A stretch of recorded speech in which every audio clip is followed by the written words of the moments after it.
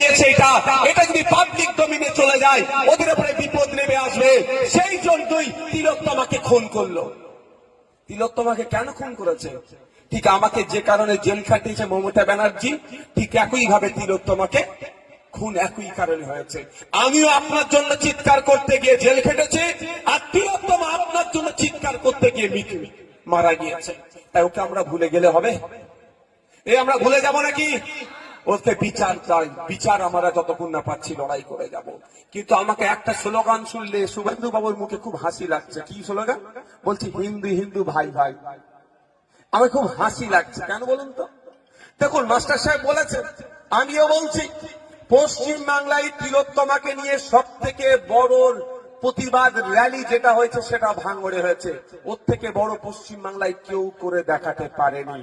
ওই প্রতিবাদ র্যালিতে 90% মুসলমান সমাজের মানুষ ছিল। তিলোত্তমাকে নিয়ে সব থেকে বেশি চর্চা যদি কেউ করে থাকে সেটা হচ্ছে আইএসএফ করেছে। আইএসএফ এর চেয়ারম্যান নওশাদ সিদ্দিকী করেছে। নওশাদ সিদ্দিকী ধর্মীয় পরিচয় কি ভাই? নিশ্চিতভাবে মুসলমান ধর্মের আমি অনুসারী। আমি জোর গলায় বলি, এখানে কোনো ব্যাপার না। আর এটা আমি জানি না সেকুলার হতে গেলে নাকি গেরুয়া বসন পরা যাবে না, সেকুলার হতে গেলে নাকি টুপি পরা যাবে না, দাঁড়িয়ে রাখলে নাকি সেকুলার হওয়া যায় না। কোথা থেকে কোন সংজ্ঞা পড়েছে আমি ভাই জানি না। যাক, আমার বলার বক্তব্য, হিন্দু হিন্দু ভাই ভাই স্লোগান শুভেন্দু তুলেছিল তো। তিলোত্তমা ধর্মীয় পরিচয়টা কি? নিশ্চিতভাবে মুসলমান নয়, কিন্তু আমি এটা ঘুরিয়ে উদাহরণ দেওয়ার কারণ হচ্ছে তিলোত্তমা ধর্মীয় পরিচয় দেখে আমরা প্রতিবাদ করিনি। তিলোত্তমা কোন জাতের তার থেকে প্রতিবাদ করিনি। তিলোত্তমার সাথে অন্যায় হয়েছে, তিলোত্তমা আমাদের জন্য কথা বলছিল, আমাদের পরিবারের মহিলাদের আর ইজ্জত আবরু নিয়ে যারা ছিলিমিলি খেলছিল তাদের বিরুদ্ধে কথা বলেছিল বলে তাকে খুন করেছে। তাই তিলোত্তমা আমাদের কথা বলার জন্য খুন হতে হয়েছে। তিলোত্তমাকে ন্যায় দিতে হবে, তার পরিবারকে ন্যায় দিতে হবে। সেই জন্য সব থেকে বেশি প্রতিবাদ প্রতিরোধ এবং আজকের দিন পর্যন্ত আইএসএফই করে যাচ্ছে, নওশাদ সিদ্দিকীরা করে যাচ্ছে, শামসুর স্যারেরা করে যাচ্ছে। এখানে আমরা একবারও ধর্ম দেখেছি? কিন্তু আমার প্রশ্ন এখানে শুভেন্দু বাবুর কাছে, কেন শুভেন্দু বাবুর কথাটা শুনে আমাকে হাসি লাগছিল? সেন্ট্রাল সিবিআই মামলাটা দায়িত্ব নিয়েছিল তো ইনভেস্টিগেশনের, আপনাদের মনে আছে? কিন্তু নিটফল কি? আমি জিরোর থেকে বেশি কিছু পাচ্ছি না।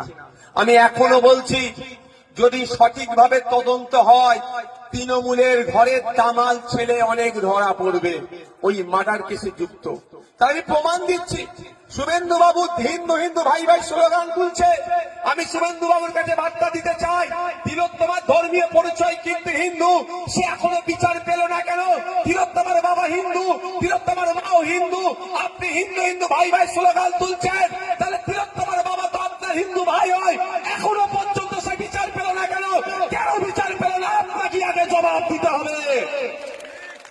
কারণ হচ্ছে আমরা কি দেখলাম, এই মামলাটা টেক ওভার করেছিল কারা? সিবিআই। সিবিআই চার্জশিট কোথায় জমা দিল? শিয়ালদা কোর্টে জমা দিয়েছে। সেই চার্জশিটের একটা বড় ভয়ঙ্কর খেলা আপনারা দেখবেন, কিভাবে যে তৃণমূল বিজেপিকে বাঁচায় সময়, আবার বিজেপি কিভাবে তৃণমূলকে বাঁচায় সময়। আমি একটা উদাহরণ দিলে বুঝতে পারবেন। আমরা দেখলাম চার্জশিটে উল্লেখ আছে, যেই দিন তিলোত্তমাকে যেখানে মার্ডার করে ধর্ষণ করলো, ওই করিডোরে প্রায় 54 থেকে 55 জন যাতায়াত করেছে। তাহলে ওই 54 থেকে 55 জন যাতায়াত যারা করেছে তাদেরকে ডেকে জিজ্ঞাসাবাদ করলে তো অনেক সত্য উদ্ঘাটন হতো ভাই, হতো না? এই তোমরা ওখানে কি করতে গিয়েছিলে?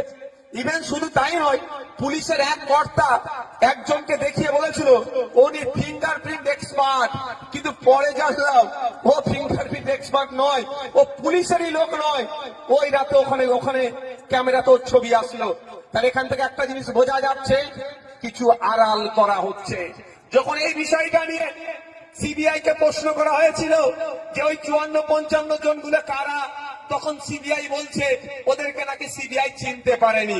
হতে পারে দিল্লি থেকে সিবিআই এসছে, অমিত শাহজি পাঠিয়েছেন, বেছে গুছে পাঠিয়েছেন হরিয়ানার লোককে, জম্মুর লোককে, উত্তরপ্রদেশের লোককে, যাতে আমাদের বাংলার লোককে চিনতে পারেনি। হতে পারে, কিন্তু চিনার তো অন্য রাস্তা আছে ভাই, নাই? চিনার রাস্তা নাই? তাহলে ওই 54-55 জন মানুষের ছবিগুলো পাবলিক ডোমেইনে দিয়ে দিতে পারতো।